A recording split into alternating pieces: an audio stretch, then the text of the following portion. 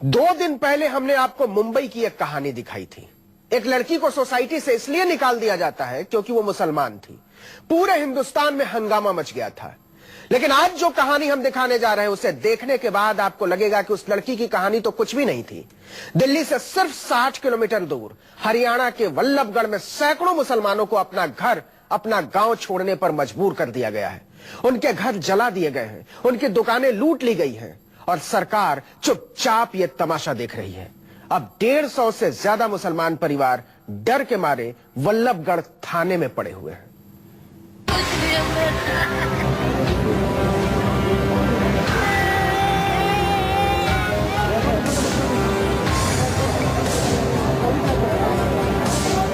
न तो इस दुधमुहे बच्चे को हरियाणा की सरकार से कोई उम्मीद है, न इस औरत को, न इस आदमी को और न ही इस बुजुर्ग को।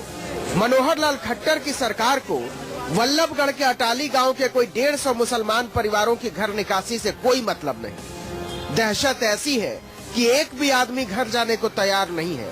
थाने में बैठे हैं, पुलिस ये यकीन दिलाने को तैयार नहीं है कि आप महफूज हैं।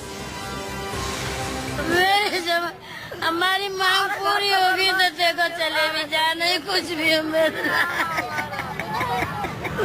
सरकार ने कोई कार्रवाई नहीं किया, नहीं कोई पुलिस ने पकड़ा था, नहीं कोई सुविधा करी है, नहीं कोई जाने आने की उम्मीद है हमें को। पूरे 1 हफ्ते हो गए जब उपद्रवियों ने अटाली में मुसलमानों के घरों में आग लगा दी थी। पूरे 20 घर कई दिन तक धू धू कर जलते रहे। खट्टर की पुलिस ने सब कुछ बहुत खामोशी से होने दिया था। इंसाफ चाहिए हमें। घर नहीं गए? अभी नहीं गए, हम जब जाएंगे जब इंसाफ मिल जाएगा। आप चाहिए जैसे थे हम वैसे होने चाहिए। हमारी गाड़ी फूंक दी, ट्रैक्टर फूंक दिए। इनकी हिम्मत नहीं कि गांव लौटकर देख लें घर का हाल। कहते हैं अभी तो सड़क पर हैं, लौटेंगे तो मारे जाएंगे। सोमवार से ही वल्लभगढ़ थाने में बैठे हैं। छोटे छोटे बच्चे दूध के लिए तरस रहे हैं। खाने का बंदोबस्त कुछ स्वयंसेवी संगठनों के रहमो करम पर, ऊपर से गर्मी ऐसी कि खून भाप बनकर उड़ जाए। हरियाणा के इस हिस्से में न कानून का कोई मतलब है, न सरकार का, न पुलिस का, न फरियाद का और न सुनवाई का। सब कुछ सरकार की नाक के नीचे, आंख के नीचे। लेकिन न मुख्यमंत्री को फर्क पड़ता है, न मंत्रियों को और न बीजेपी वालों को। और जब सरकार को ही फर्क नहीं पड़ता तो अफसरों का क्या है? सैकड़ों बेकसूर लोगों को सड़क पर खड़ा करके चैन की नींद ले रहे हैं। जिस तरह का उस दिन हालात हुए, बहुत बुरा मंजर था हमारी आंखों आगे। छोटे छोटे से बच्चे रजाइयों में, बेडों के नीचे इस तरीके से दुबका दुबका कर जान बचाई है हम लोगों ने।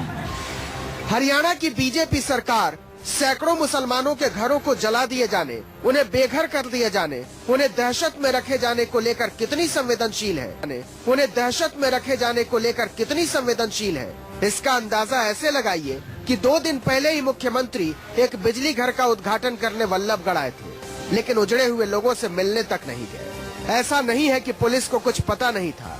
डीएम, एसपी सबको पता था कि अटाली में किसी भी वक्त कुछ भी हो सकता है। कुछ संगठनों ने उन्हें आगाह भी किया था, लेकिन उन्हें फर्क पड़ना बंद हो गया था। उन्होंने तब तक कुछ नहीं किया जब तक अटाली के मुसलमानों के घर जलाकर खाक नहीं कर दिए गए। उन्होंने गांव नहीं छोड़ दिया, वो शरणार्थी नहीं बन गए। 15 लड़का है जो घर में आए थे मारने के लिए। फिर हाथ जोड़े, पैर पकड़े, उसने ना मानी। फिर उन्हें डंडा बरसा दिया मेरे पास, कानों के कुंडल ले लिए, 60,000 रुपये ले लिए। तो कहाँ जाएं ये लोग मालूम नहीं, यहाँ कब तक रहेंगे मालूम नहीं, इनके रहने खाने का बंदोबस्त कैसे होगा मालूम नहीं। मालूम है तो सिर्फ इतना कि एक पूर्ण बहुमत की सरकार ने सैकड़ों अल्पसंख्यकों से सम्मान के साथ जीने का हक छीन लिया है। इनमें से हर एक का चेहरा इस देश की आजादी पर सवाल खड़े कर रहा है। अगर हम भी उतने ही आजाद हैं तो हम अपने घर क्यों नहीं जा सकते? प्रशांत गुप्ता, अटाली, वल्लभगढ़, न्यूज़ 24। खट्टर के राज में लोग बोल रहे हैं और सरकार सुन नहीं रही है।